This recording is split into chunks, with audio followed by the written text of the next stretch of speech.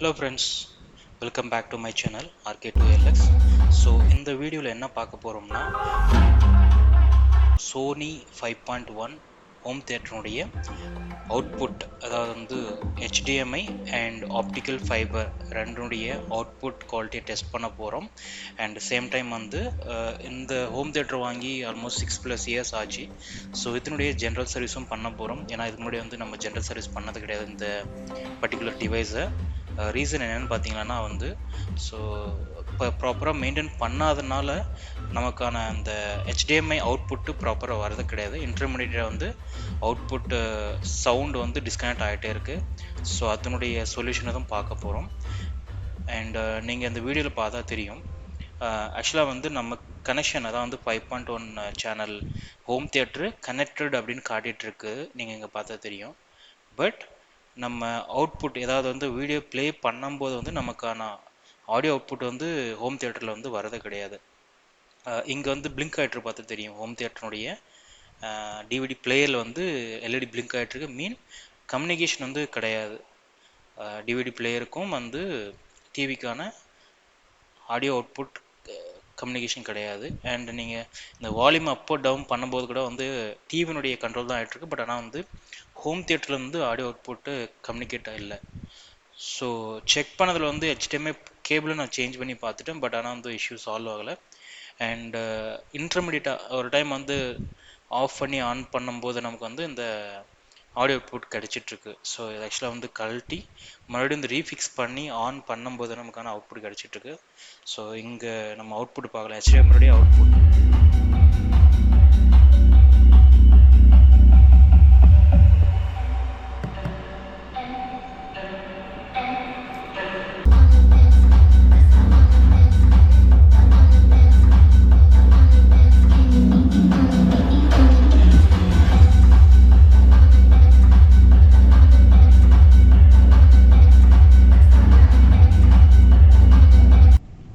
So அந்த ப்ராப்ளத்தை solve பண்ணுறதுக்காக வந்து நான் என்ன பண்ணியிருக்கேன்னா optical fibre cable 2 metre. So இதை வந்து அமேசானில் ஆர்டர் பண்ணியிருந்தேன்.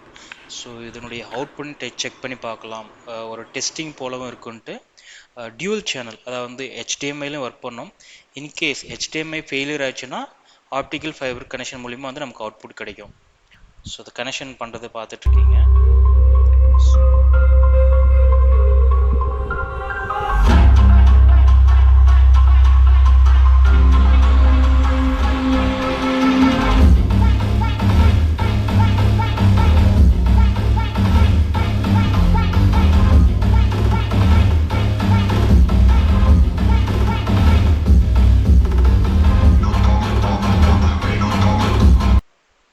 ஆக்சுவலாக இங்கே பார்த்துருக்கலாம், 2 அவுட்புட்டினுடைய டெஸ்ட்டாக பண்ணியிருக்கோம். HDMIலேருந்து வர output and optical fibre cable மூலிமா வர அவுட்புட்டையும் செக் பண்ணியிருக்கோம். ஸோ இது ரெண்டையும் நம்ம கம்பேர் பண்ணலாம். பிஃபோர் தட் நம்ம ஹோம் தியேட்டருடைய ஜென்ரல் சர்வீஸை பார்த்துலாம். ஏன்னா வந்து 6 இயர்ஸை வந்து நம்ம இதை ஜென்ரல் சர்வீஸ் பண்ணதே கிடையாது. ரீசன் ஏன் பண்ணணும்னு சொல்கிறேன்னு பார்த்தீங்கன்னா, எலக்ட்ரானிக் டிவைஸை பொறுத்த வரைக்குமே நீங்கள் மெயின்டைன் பண்ணி தான் ஆகணும். ஏன்னா வந்து நீங்கள் மெயின்டைன் பண்ணலைன்னா அதுக்குள்ளே வந்து நிறைய டஸ்ட் படியும்.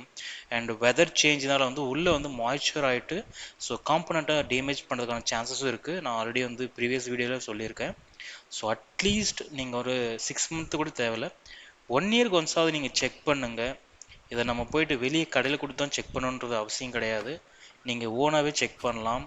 அதுக்கு முன்னாடி வந்து உங்களுக்கு பொறுமை ரொம்ப அவசியம். பொறுமை இல்லைன்னா ரொம்ப கஷ்டம். ஏன்னா நீங்கள் இங்கே பார்த்து தெரிஞ்சிருக்கும், நான் கழட்டிருந்தால் வந்து ஹோம் தியேட்டருடைய ஒரு USB போர்ட் கனெக்ஷன், அதாவது PCP போர்ட்லேருந்து டேமேஜ் ஆகிருக்கு. ஸோ இந்த மாதிரி அவசரப்படக்கூடாது. அவசரப்படாமல் செஞ்சோம்னா ஸோ ப்ராப்ளம் எதுவும் வராது. ஃபஸ்ட்டில் அதுக்கான சொல்யூஷனும் வந்து செய்யலாம். ஸோ இந்த ஹோம் தியேட்டருக்குள்ளே பார்த்தீங்கன்னா மெயினாக வந்து பவர் சப்ளை போர்டு அண்ட் வந்து daughter board and mother board இருக்குது. ஸோ இதெல்லாம் நீங்கள் பார்த்து தெரியும் எந்தளவுக்கு வந்து உள்ள டஸ்ட் இருக்குன்ட்டு.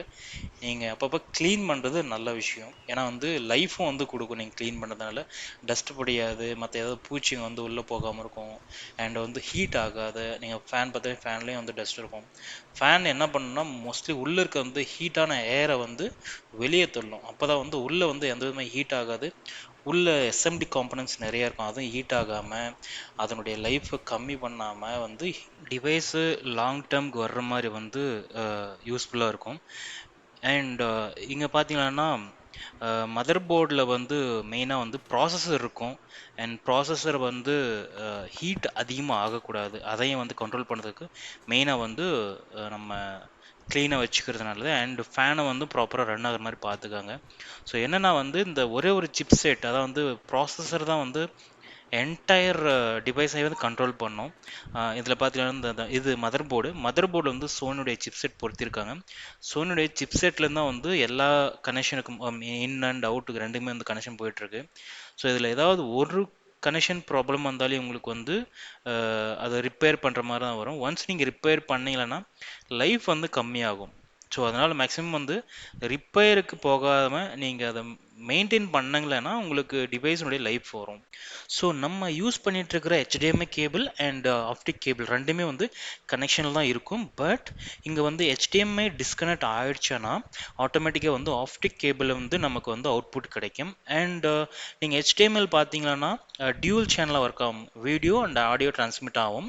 அண்ட் சேம் டைம் வந்து நீங்கள் ஒரே ஒரு ரிமோட்டை வச்சு டிவியையும் கண்ட்ரோல் பண்ணலாம் அண்ட் ஹோம் தியேட்டரையும் கண்ட்ரோல் பண்ணலாம் அண்ட் வால்யூம் அப் டவுன் எல்லாமே பண்ணிக்கலாம். பட் ஆப்டிக்கில் அப்படி கிடையாது. நீங்கள் வந்து ஒவ்வொன்றுத்துக்குமே, அதாவது டிவிக்கும் தனி ரிமோட் யூஸ் பண்ணணும் அண்ட் ஹோம் தியேட்டருக்கும் தனி ரிமோட் யூஸ் பண்ணணும். ஏன்னா அந்த வால்யூம் கண்ட்ரோல் வந்து நீங்கள் ரெண்டுமே மாற்றி தான் பண்ணி ஆகணும். அதே போல் பார்த்தீங்கன்னா அவுட்புட் ஆடியோவில் வந்து நிறைய சேஞ்சஸ் இருக்கும். ஸ்லைட்லி வந்து HDMIயில் வந்து நீங்கள் கொஞ்சம் பேஸ் வந்து நிறைய ஃபீல் பண்ணலாம்.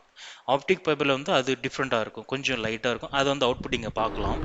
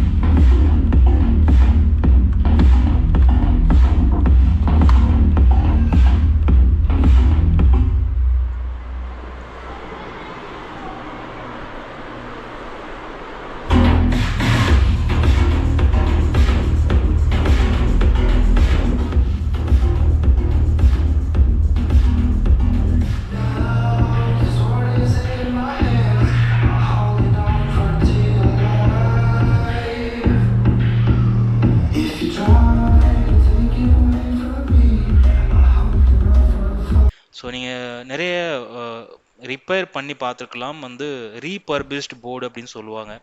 நீங்கள் ஒரு சிஸ்டத்தை நீங்கள் வந்து சர்வீஸ் பண்ணாலே எதர் காம்பனன்ட் சேஞ்ச் பண்ணுவாங்க, அப்படிலாம் வந்து அதனுடைய போர்டையே சேஞ்ச் பண்ணாங்க. போர்டை மாற்றினாங்களா கண்டிப்பாக வந்து அது ரீபர்பிஷ், அதாவது வந்து ஆல்ரெடி ரிப்பேரான ஒரு போர்டை வந்து எடுத்து அதில் சர்வீஸ் பண்ணி அதை வந்து இன்னொருத்தருக்கு வந்து இன்னொரு டிவைஸில் வந்து பொருத்துவாங்க. ரீபர்பிஷ் தான். யார் எந்த ஒரு சிஸ்டத்துலேயும் வந்து புதுசாக ஒரு போர்டை கம்ப்ளீட்டாக மாட்ட மாட்டாங்க. ஈவன் வந்து நீங்கள் வாங்கி 2 நாள் தான் ஆச்சு, 1 நாள் தான் ஆச்சுனாலும் நெக்ஸ்ட் டே வந்து நீங்கள் உங்களுக்கு வந்து புதுசாக கொடுக்கவே மாட்டாங்க.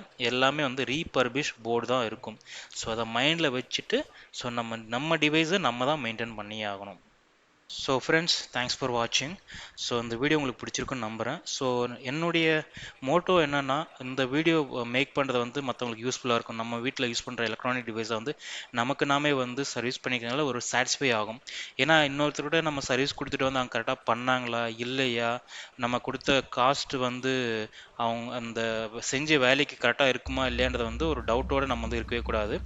ஸோ அந்த ரீசனுக்காக தான் வந்து நமக்கு நாமே வந்து எப்படி சர்வீஸ் பண்ணிக்கிறது, ஸோ அந்த ஒரு மோடியில் தான் பண்ணிட்டு இருக்கிறது.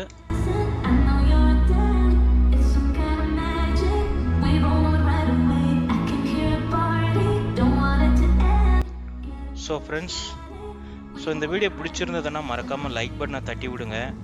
அண்ட் யாருக்காவது பயனுள்ளதாக இருந்துச்சுன்னா மற்றவங்களுக்கும் ஷேர் பண்ணுங்கள். மறக்காமல் நம்ம சேனலை சப்ஸ்கிரைப் பண்ணுங்கள். ஸோ உங்களுடைய சப்போர்ட் ரொம்பவே முக்கியமானது.